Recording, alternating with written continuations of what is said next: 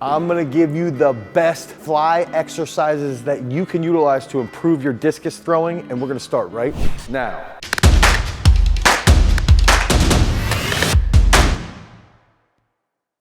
Okay, so that first banded exercise, and if you follow anything that throws you, if you follow Sam Mattis, he just got 8th at the Olympics.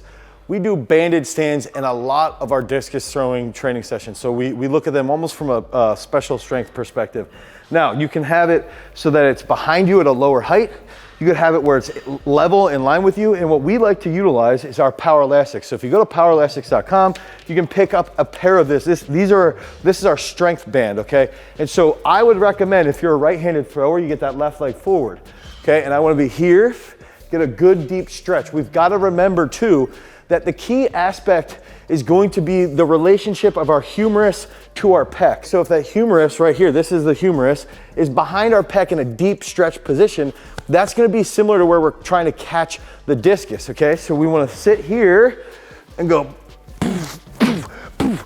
and what we've done in the past is we might have someone like Sam hit this, and then they're here on the finish, and you wanna try and feel your feet on the finish, almost like you're finishing that throw, okay? So you're 1, 2, 3, 4, 5, 6, hold, okay? And that's gonna help mimic the front position in the discus. That's that first key exercise when we're talking specifically about flies for discus. So the next exercise for flies, a lot of guys will wanna do like a fully extended fly, like real deep, and I think that's okay. I'm gonna show you 2 different ways that I like to do it, okay? So the first one is gonna be thinking like you're hugging a big tree. So I wanna actually think about I'm hugging this giant oak tree, right? And I'm getting around it, and that's what we're gonna be doing on the incline. So we're here, I go deep, and I'm hugging that big tree with a little bit of elbow flexion, okay? So it's deep, and then remember the humerus relationship to our pecs. And we're not talking about humor like Bill Hicks, we're talking about the humerus. So we're gonna hit this for 12. Now, think about hugging that big oak tree. I'm gonna show you with lighter dumbbells. If you want to do something that's a little bit more with longer arms, okay, this is something where Paula Quinn and Clark Flynn would talk about.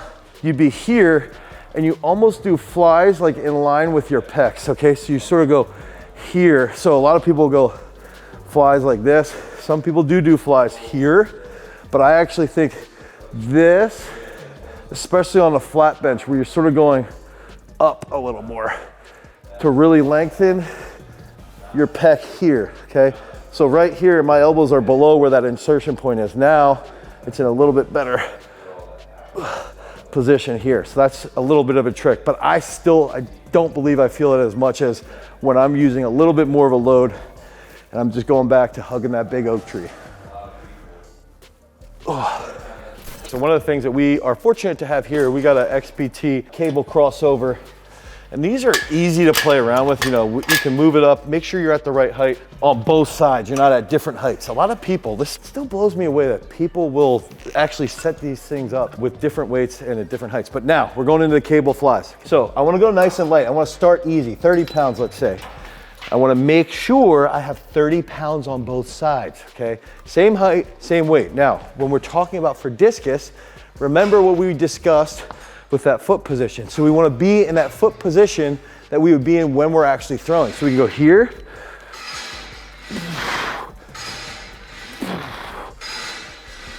And think about that cue of holding and hugging the oak tree.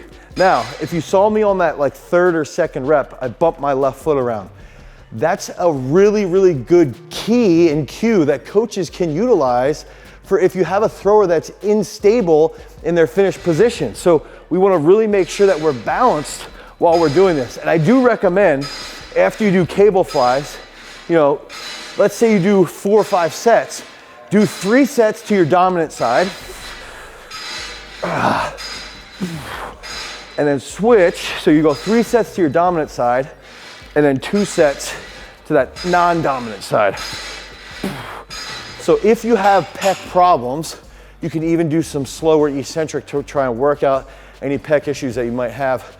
But the cable crossover is gonna be great for really stimulating some good growth, good stability inside that shoulder joint and through your pecs.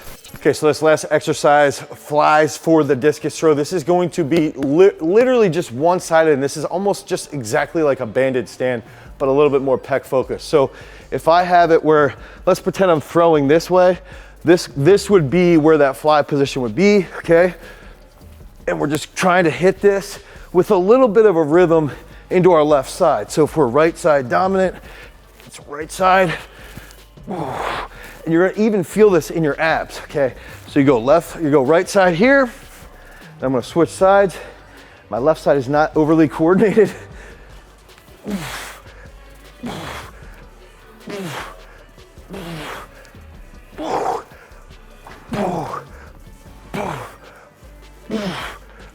Okay, so this is a movement with our power elastic strength band that you can utilize to warm up. You can utilize this to increase your pec strength and to even feel that better finish in the discus throw. If you need help, click on the link down below, head to throwsuniversity.com. We can put together programs specifically to help you hit those monster PRs in the discus. Until next time, guys.